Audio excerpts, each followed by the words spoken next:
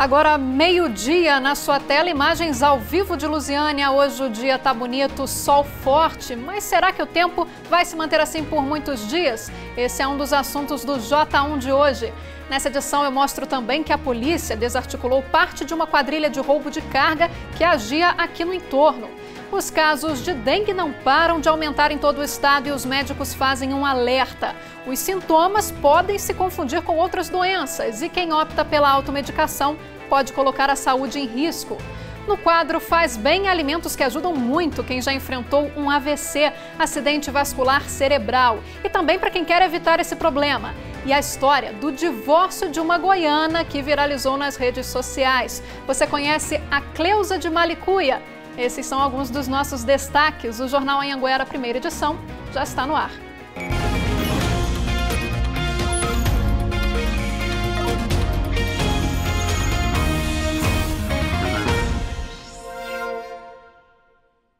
Olá, muito boa tarde para você. Combate ao roubo de cargas nas rodovias que cortam o entorno. A Polícia Civil desarticulou parte de uma quadrilha que atacava motoristas de caminhão. Todos já tinham passagem pelo mesmo crime. José Roberto da Silva, de 40 anos, Alessandro Gonçalves Marchiori, de 22, e Matheus Meireles de Assis, também de 22, foram presos em Lusiânia depois de uma operação da Polícia Civil contra o roubo de cargas na região do entorno. Segundo as investigações, o bando suspeito atacava caminhões que seguiam à noite pelas rodovias que cortam Lusiânia, Cristalina e Cidade Ocidental. Eles utilizavam carros roubados. Nos ataques, eles mantinham os motoristas presos no matagal, até a retirada das cargas dos veículos. Eles eram considerados violentos. Todos já tinham passagens por roubo e devem responder por sequestro, assalto e formação de quadrilha. E o ministro da Justiça, Sérgio Moro, criou um projeto para enfrentar a criminalidade que vai ser colocado em prática em algumas cidades brasileiras. Goiânia é a única capital que vai participar e 2 regiões são o foco desse trabalho, que começa em junho, a Oeste e a Noroeste. A população está esperançosa para que a violência diminua. São mais de 200 olhos eletrônicos captando em tempo real o que está acontecendo em Goiânia. As imagens das câmeras de monitoramento chegam até este Centro Integrado de Comando e Controle da Secretaria de Segurança Pública. Do lado de cada telona, policiais militares, civis, bombeiros, guardas municipais acompanham a movimentação nas ruas e acionam equipes em campo diante de qualquer ocorrência. Essa integração entre as forças de segurança do estado e do município, com o uso de tecnologia, a partir do mês que vem, vai ganhar reforço, que vem de Brasília, do governo federal. O que o senhor acha? É bom, né? Para diminuir a bandidagem, é bom, né? É o seguinte, assim, igual tá vindo, seja bem-vindo e que resolva o problema. Goiânia foi escolhida para fazer parte do projeto piloto de enfrentamento à criminalidade do Ministério da Justiça. 80 homens da Força Nacional de Segurança e 20 integrantes da Polícia Judiciária vão ajudar a combater a violência na nossa cidade e investigar os crimes, principalmente de homicídio. A tropa da Força Nacional desembarca aqui em Goiânia no dia 23 de junho e pelo plano fica até o final de outubro. Aqui no mapa dá pra gente ver bem onde os homens vão atuar. Na região noroeste, que é essa área aqui azul claro, onde estão 129 bairros. E aqui, ó, na região oeste, onde estão 163 bairros. Essas 2 regiões, a gente percebe que ocupam quase a metade de todo o território de Goiânia. Neste outro mapa aqui, a gente vê que elas também concentram manchas importantes de calor. Isso significa o quê? Que estão com alto índice de violência. No ano passado, cada região teve 74 assassinatos. E neste ano, elas continuam liderando o ranking dos crimes mais violentos. Na região noroeste, de janeiro a abril, já foram 22 homicídios e quase 2.000 furtos e roubos registrados. 70% desses crimes ocorreram em apenas 11 bairros, considerados mais violentos. Na região oeste, neste mesmo período, 30 assassinatos foram registrados e 2.065 furtos e roubos, a maior parte em 7 bairros. Nessa primeira fase, se fazer presente naquelas duas áreas, com maior intensidade ainda. Vale ressaltar que aqui em Goiânia, os nossos índices estão caindo mês após mês, mas a gente precisa dar um upgrade, um aceleramento nessa queda. Dona Sebastiana mora no Jardim Curitiba, que está entre os bairros mais críticos. É preocupante, a gente não pode nem sair à noite, não pode andar com celular, porque tem medo de ser roubado. Roubar ainda é pouco, matar, né? Os comerciantes também sofrem com a violência. Dona Valmíria, até pouco tempo, tinha uma distribuidora de bebidas, perto da delegacia de polícia. Ainda assim, foi assaltada 2 vezes. Assustada, desistiu do negócio, com medo de algo pior. Não é uma morte, são várias mortes. Tem vezes que tem pessoas inocentes morrendo, tem que parar. Reforçando então, o projeto começa no dia 23 de junho e segue até o final do mês de outubro. E vamos falar agora do caso da barragem que corre risco de se romper lá na fazenda do cantor Gustavo Lima. Pois é, a barragem fica em Bela Vista de Goiás e Gustavo Lima tem 3 dias para retirar toda a água do reservatório. O repórter Honório Jacometo acompanhou uma vistoria que foi feita ontem no local. Na entrada da fazenda, representantes do Ministério Público, bombeiros e da Polícia Civil. Nós não fomos autorizados a acompanhar o trabalho, mas da beira da estrada deu para ver a movimentação. Essa vistoria é para avaliar a estrutura da barragem, os riscos de um rompimento e os prejuízos que poderiam acontecer. A primeira destruição seria logo aqui, na GO 020, que está a poucos metros de distância da barragem. Tem rachaduras, infiltrações, portanto, há um risco. Foi no dia 15 deste mês que funcionários da fazenda perceberam rachaduras e deslocamento de terra. A empresa do cantor avisou as autoridades e também entregou esse comunicado a 4 famílias que moram abaixo da represa. O que mais chama a atenção no documento é a parte que alerta os moradores para deixarem as malas prontas, caso necessitem sair às pressas. Dulce recebeu o comunicado enviado pelo cantor. A casa dela fica a cerca de 2 quilômetros da represa. Para a repórter Renata Costa, ela disse que está preocupada. Eles falaram que se houver o rompimento da barragem, imediatamente estão aqui para transportar todo mundo. A represa é de 1994. O cantor sertanejo comprou a fazenda 2 anos atrás. E no ano passado, a Polícia Civil indiciou ele e outras 3 pessoas por aumentarem a represa sem licença ambiental. A partir do momento que ele adquiriu, ele assumiu a responsabilidade do barramento, a manutenção, as vistorias. A preocupação desta vez é com a GO 020 e não é por acaso. No ano de 2016, parte de uma outra rodovia estadual, a GO 070, foi levada pela força da água em Itaberaí, depois que uma represa acabou se rompendo. Para evitar um rompimento em Bela Vista, o cantor tem 3 dias para esvaziar a represa. Esvazia o reservatório, acaba o problema. E depois, se caso queira, busque um licenciamento, um projeto bem elaborado, aprovado, porque do contrário, ali não pode ter esse tipo de empreendimento.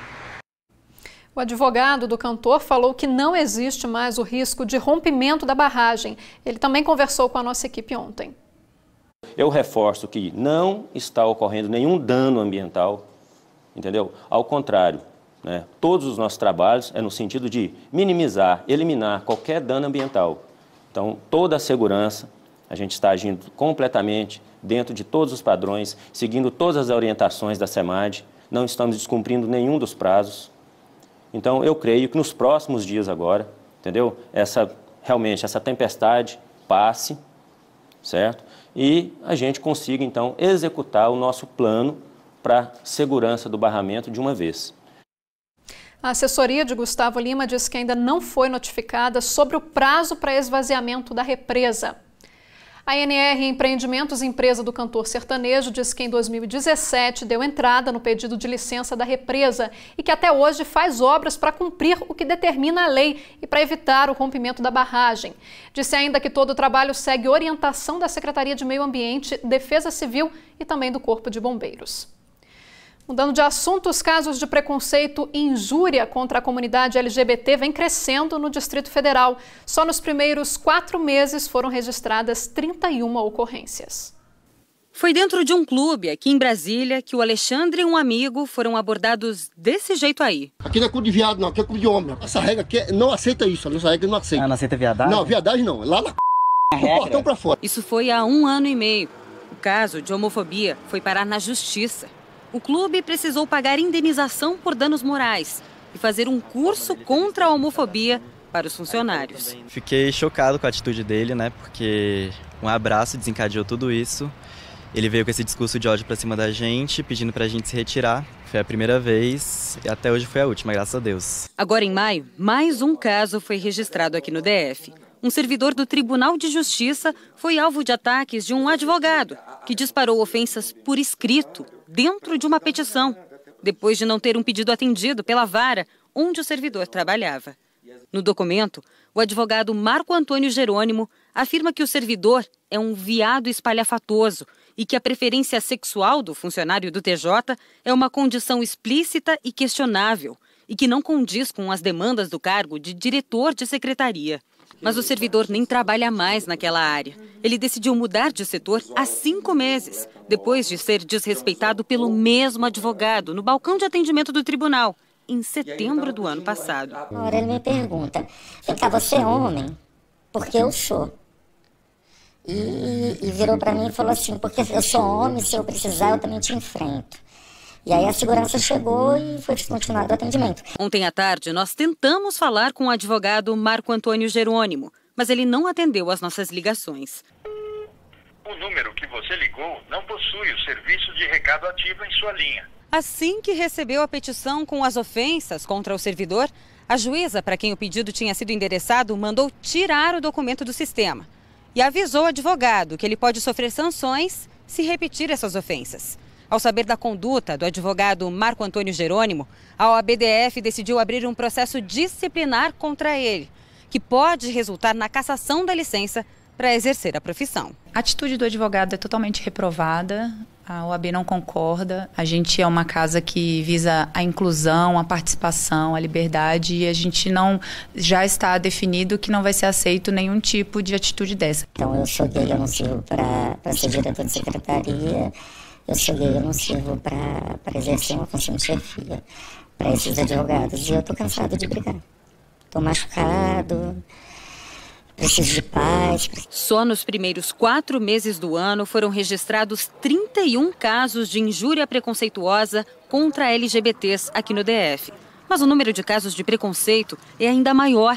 Nesses dados não foram computados, por exemplo, os crimes de ódio, que também têm chegado à Delegacia Especial de Repressão à Discriminação. A partir do momento que eu não respeito, vem a lei e coíbe. É crime, sim, ofender é o crime de injúria, agredir, é responsável também pela lesão corporal, tentativa de homicídio, homicídio. Não é porque não está regularizado o crime de homofobia que a pessoa que comete um crime em desfavor de uma pessoa LGBT que não será punida.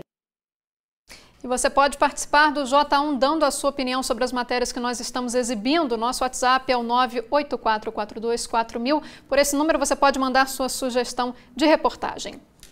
Pausa rápida para o intervalo comercial. A seguir a gente fala de dengue, que alguns sintomas estão muito parecidos com o de outras doenças. Os médicos pedem atenção principalmente para evitar a automedicação. E a dengue não está preocupando somente Goiás. No DF, a Secretaria de Saúde estuda voltar com o carro fumacê para tentar reduzir o contágio da doença. E ainda hoje a gente traz a previsão do tempo para toda a região do entorno. Será que esse calorão vai permanecer por muito tempo?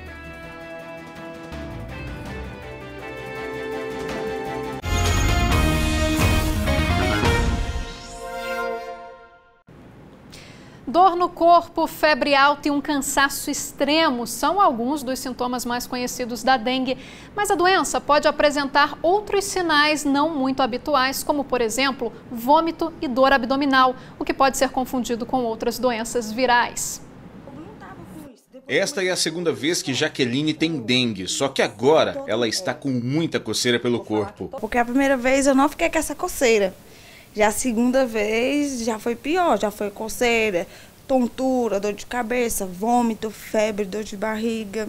Tá aí a importância do paciente sempre procurar um médico para que ele possa, o quanto antes, fazer o diagnóstico do tipo correto de dengue.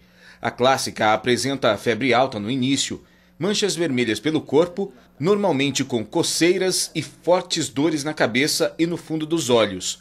Se não tratada corretamente, a doença pode se agravar para a dengue hemorrágica. Este especialista explica que a automedicação pode piorar o quadro da doença.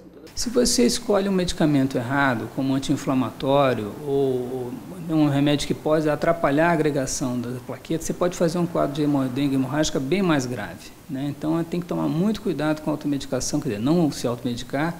E se for usar medicações que não são anti-inflamatórias, como paracetamol, como a dipirona, como ibuprofeno, que não tem ação de atrapalhar a plaqueta a fazer coagulação sanguínea. E os registros de casos de dengue em Goiás só aumentam.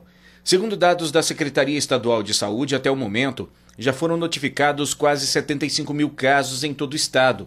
Cerca de 35 mil estão confirmados. 13 pessoas morreram e 53 mortes estão sendo investigadas. Em Lusiânia, os casos notificados já passam de 1.506. O Franklin é um deles. Está passando mal já tem uns 4 dias. Muita dor no corpo e febre. Nos primeiros dias até pensou na possibilidade de ser uma gripe. Como já tive dengue já outra vez, eu vi por causa das dores nos olhos, né, e na cabeça também. Aí já deu para diagnosticar mais ou menos, né? Ainda falando de dengue, a Secretaria de Saúde do DF apresentou ontem ao Ministério Público do Trabalho as providências para voltar com o Fumacê para combater o mosquito. O Fumacê é um complemento no combate à dengue, mas... Hoje não tem, porque como a gente está com esse impedimento legal do Ministério Público... A central de preparo do Fumacê no DF continua interditada e a Secretaria de Saúde foi obrigada a tomar providências. A gente trocou as bancadas, a bancada de inox, estruturamos toda a rede elétrica e segregamos os produtos que estavam vencidos dos produtos que estão com a validade dentro da validade. A secretaria disse também que os 44 servidores que trabalham no setor fizeram curso de capacitação nos últimos dias, outra exigência do MP. A precariedade onde se manipulava o Fumacê para que ele fosse levado às ruas era tanta que agora só uma nova vistoria vai decidir se a central em Taguatinga pode voltar a funcionar. Outro problema, há 3 semanas a Secretaria de Saúde não atualiza os números da dengue no DF. O último boletim só tem dados até abril. E assim, defasados, já são 14 mil casos de dengue e 10 mortes. Em 2018, foi registrada uma morte nessa época do ano. A população tem reclamado de lixo espalhado, mato alto. Tinha pneu também lá, às vezes, água parada também, aí eu tento não deixar. Eu nunca tinha visto um monte de gente que eu conheço ter dengue. E dessa vez foram várias e várias pessoas. Na lista da Rávila tem pai, mãe, vizinhos, os porteiros do condomínio de Sobradinho. Ela teve a mais grave, a dengue hemorrágica. Foram 6 dias de internação, 20 dias de licença do trabalho e o medo continua. A gente passa por uma coisa que a gente não quer que ninguém passe, é muito doloroso, né? Então tudo que a gente vê é repelente, um vasinho, mesmo que não seja na casa da gente. A gente vê e fala tipo, poxa, isso daqui tá perigoso. Agora você sai puxando a orelha das pessoas. Sim, com certeza. Tem que tomar cuidado, não é brincadeira. Pois é, não adianta só o poder público agir, né? Cada um tem que fazer a sua parte e se conscientizar. E a campanha de vacinação contra a gripe está quase chegando ao fim. O pessoal que faz parte dos chamados grupos prioritários tem só até sexta-feira da semana que vem para procurar os postos de saúde. Em Goiás, menos de 70% das pessoas que podem ser vacinadas procuraram os postinhos. Nesta etapa, que termina dia 31 de maio, todos os grupos prioritários poderão ser vacinados. Crianças menores de 5 anos, gestantes, puérperas, que são aquelas mulheres que deram à luz até 45 dias, idosos, trabalhadores da saúde, doentes crônicos e professores. A Gisele, que é professora, não conseguiu tomar a vacina na semana passada. Ela compareceu a um posto de saúde no primeiro dia dessa última etapa. É muita coisa, né? Correria do dia a dia, mas como ainda tem oportunidade de vacinar, estou aqui. Né? Até agora, a cobertura vacinal no estado alcançou 68%, o que representa cerca de 1.260.000 doses já aplicadas. A meta é vacinar 90% das pessoas de todos os grupos. A gente reforça o chamado, o convite mesmo para as pessoas desses grupos. São o grupo das crianças, das gestantes, os doentes crônicos, os professores. A gente está bem abaixo da meta com esses grupos. A vacina protege contra 3 tipos de vírus da gripe. Entre eles, o mais temível, o H1N1. E essa imunização é importante porque evita a transmissão da gripe e o surgimento de uma epidemia, o que poderia levar ainda mais pessoas às unidades de pronto atendimento e às internações hospitalares. O bom exemplo vem do grupo de idosos, que em Catalão já superou os 97%. O seu Sebastião aproveitou a reta final da campanha para ficar imunizado da gripe. Tem que procurar para vacinar, né? Para ser válido para a gente. E um outro assunto agora, um homem de 24 anos saiu para trabalhar e desapareceu. O caso aconteceu há uma semana. A família teme que o rapaz tenha sido vítima de algum crime. Faz uma semana que a família de Leonardo Felipe de Lima Souza, de 24 anos, procura por qualquer informação sobre o paradeiro dele. Na tarde do último dia 13, ele fazia um serviço em uma das sedes da empresa em que trabalha na cidade de Novo Gama, quando desapareceu. Como ele saiu do depósito do Novo Gama em direção ao comércio do Pedregal, eu fui em algumas lojas. Aí vi poucas imagens, mas a imagem que eu vi não deu para localizar. E desde então a gente tem voltado. Fui na terça, fui na quarta, fomos na quinta, na sexta. Tentar sempre ver se acha alguma pista. Eu estou fazendo o máximo possível, estou correndo atrás, mas sem a ajuda da polícia eu não vou conseguir nada. E aguardo pelo menos um retorno deles. No celular, as últimas mensagens trocadas entre ela e Leonardo e a hora da última visualização dele no aplicativo, pouco mais de 2 da tarde. No momento que ele saiu do depósito, o telefone dele tocou, ele atendeu dizendo que já estava subindo a pé. Inclusive o dono do depósito de gás também tentou falar com ele, que estava aguardando ele voltar e não conseguia mais contato. Faz pouco mais de um mês que o Leonardo começou a cuidar dos negócios lá na unidade de Novo Gama. Só que naquela segunda-feira ele passou por aqui, a unidade de Valparaíso, fechou o caixa e depois faria a mesma coisa por lá. Só que é justamente pelo fato dele andar com o dinheiro entre um local e outro que a família teme que algo possa ter acontecido. Alguma pessoa sabia e sabe que ele ia fechar os caixas segunda-feira. Alguma pessoa. E o único meio de nós descobrir é no rastreamento celular, que a gente tem que esperar pela justiça. No dia do desaparecimento, Leonardo usava uma camisa preta e cinza, uma bermuda branca, um chinelo azul e um boné. Pai de uma bebê de 7 meses, a família diz que ele não tem desavenças com ninguém. Temos uma filha, temos um filho de 7 meses. Minha filha, ela tem 6 anos, ela sabe que o pai dela sumiu, mas ela não tem noção da gravidade. E o bebê, por incrível que pareça, logo no outro dia ele já teve febre. Né? Sei que ele está gripadinho, mas a gente já imagina que é sentindo falta do pai. Ele era muito responsável, era tanto que ele era a base da família dele, que tomava a frente de tudo, que resolvia todas as coisas do pai dele, da mãe dele, nossa, problema de carro, problema de casa.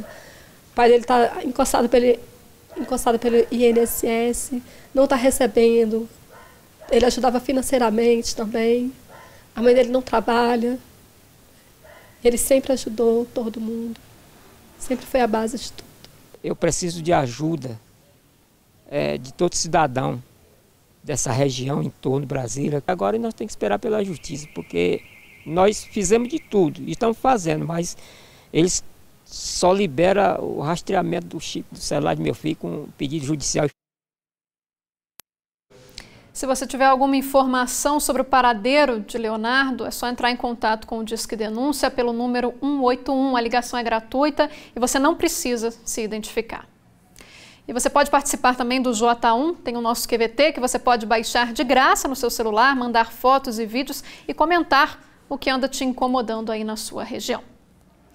E no próximo bloco tem a previsão do tempo e a gente faz um alerta. No outono é só esfriar um pouco para a virose mão-pé-boca aparecer e ela atinge principalmente as crianças.